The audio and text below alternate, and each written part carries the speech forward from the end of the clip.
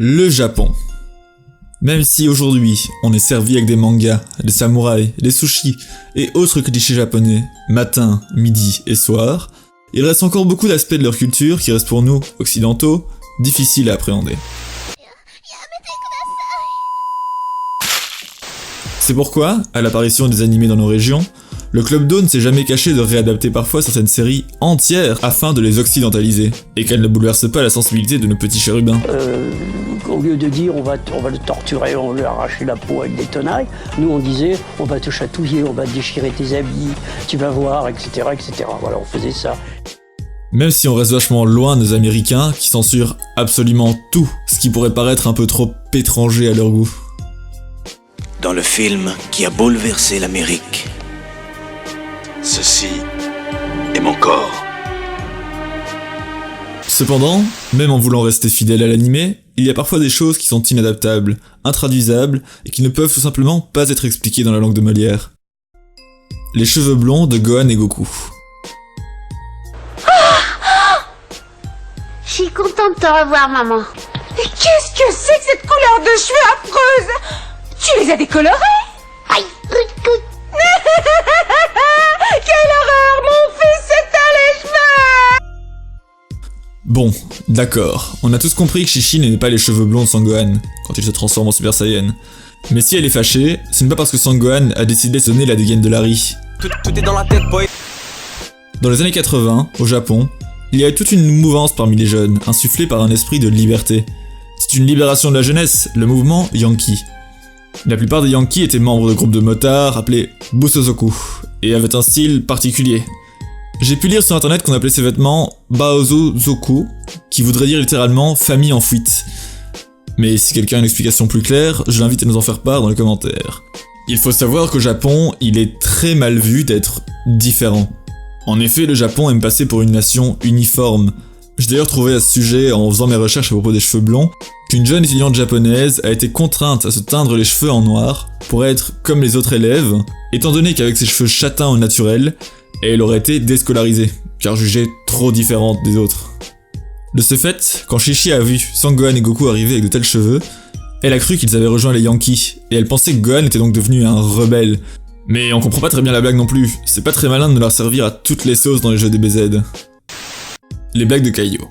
Si vous avez vu l'animé, il y a de fortes chances que vous vous souveniez des horribles blagues pour répondre aux épreuves de Maître Kaio. Bon, même si d'un côté il y a aussi parfois une certaine censure, comme la blague originale de Tenshinhan, jugée trop sale pour les oreilles des enfants chez nous, il faut admettre que si les blagues de Goku venaient d'un paquet de carambars, ça choquerait personne. Il est bon pour ça de savoir que l'humour des japonais, et principalement le vieil humour japonais, est fortement basé sur des jeux de mots qui peuvent nous paraître ridicules à nous Européens. Le dinosaure! Hein? Le dinosaure Hein? Ah!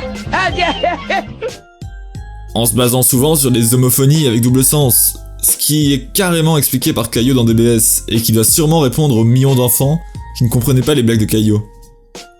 Mais comme je l'ai dit, ça reste un humour d'une autre génération. C'est pour ça que Kaio n'arrive pas souvent à faire rire les autres. Vas-y, tu as le droit de rire si tu veux. De rire? Mais pourquoi? Il manque vraiment d'humour, ce garçon. Les poses du commando Ginyu.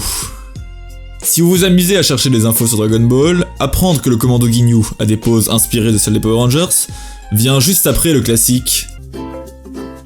Le saviez-vous? Tous les Saiyans ont des noms de légumes.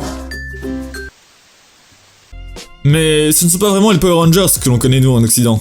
Au Japon, c'était la série Super Sentai, diffusée depuis 1975, qui inspira les terribles hommes de Freezer. Nous sommes le commando spécial Ginyu! Terrible.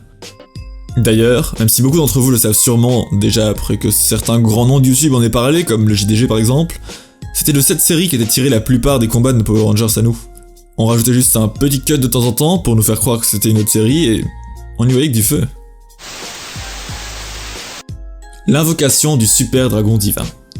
Pour invoquer Super Shenron, il faut prononcer quasi les mêmes paroles que pour le Shenron de la Terre, en rajoutant un petit « S'il te plaît. Réalise mon souhait, s'il te plaît. Oui. Si cet ajout peut sembler être une énième erreur de la VF, il ne faut pas pour autant en vouloir au traducteur. En effet, si on rajoute s'il te plaît à la fin de la formule, c'est car la blague originale aurait été incompréhensible en Occident. Réalise mon souhait. Le shonmage, c'est en fait la coupe traditionnelle des samouraïs. Bon, ça vient de l'ère Edo, on ne peut pas vraiment juger si on trouve ça beau ou pas. Surtout qu'au Japon, ce shonmage reste relativement important. Quand un sumo va prendre sa retraite, on découpe les mèches du shonmage et on les distribue parmi les personnes importantes dans sa vie, la dernière mèche allant pour son entraîneur. D'ailleurs, sans forcément s'en rendre compte, on avait droit à un petit spoil de la formule de Dragon Ball Super, car cette coupe, c'est celle que porte Zuno. C'est d'ailleurs pour ça que Bulma croira qu'on se moque d'elle avec la formule. D'ailleurs, Zuno, c'est encore un jeu de mots qu'on ne comprend pas, étant donné que Zuno en japonais veut dire cerveau, et que ce dernier est omniscient. La journée de Piccolo. Dans la version originale de l'anime, tout comme dans la Perfect Edition, on entend Piccolo Daimao dire que l'anniversaire de son intronisation est le 9 mai. Pourtant, dans notre version de Dragon Ball, on peut entendre Philippe Ariotti tourner autour du pot et ne pas préciser que nous sommes le 9 mai. C'est aujourd'hui l'anniversaire de mon intronisation, et pour fêter ce grand jour, j'ai décidé que j'attaquerai chaque année l'une des 43 régions. J'en tirerai une au sort, et je la détruirai. Cette date n'est pas là par hasard. Il y a une raison qui semble claire, et d'autres qui relèvent un peu plus de la théorie que de la réalité. D'un côté, le numéro 9 est un chiffre qui porte malheur pour le Nippon. Le 9 mai pourrait donc être traduit en français par vendredi 13. C'est d'ailleurs pourquoi les Américains parleront du 13 mai dans leur animé. Mais d'un autre côté, on peut encore trouver un autre sens à cette date, inadaptable en français. Phonétiquement, ku peut vouloir impliquer de la douleur. Ça pourrait être la journée de la douleur, mais le 9 du 5. C'est-à-dire le 5 du 9 pour les japonais. Ça ne vous dit rien? C'est surtout connu aujourd'hui pour être la journée de Goku. Cette ambiguïté était-elle volontaire, afin d'annoncer la victoire du Petit Saiyan? Sur ce, je tenais à vous remercier d'avoir regardé cette vidéo. C'est la première vidéo de la chaîne, du coup la qualité bien sûr est approximative, il y a beaucoup de choses qui sont à améliorer et je le sais. Je récupère cette chaîne, qui est mon ancienne chaîne YouTube, inactive depuis 7 ans il me semble. J'espère que l'ancien public appréciera toujours son contenu, sachant que je risque de parler majoritairement de Dragon Ball, de gaming, et peut-être de rétro gaming, parce que c'est vraiment les trois choses qui à moi me tiennent vraiment à cœur. Et s'il fallait faire une chaîne YouTube, j'aimerais que celle-ci soit vraiment les trois grandes lignes que suive ma chaîne. Cette vidéo était volontairement courte, quasi sous forme de top.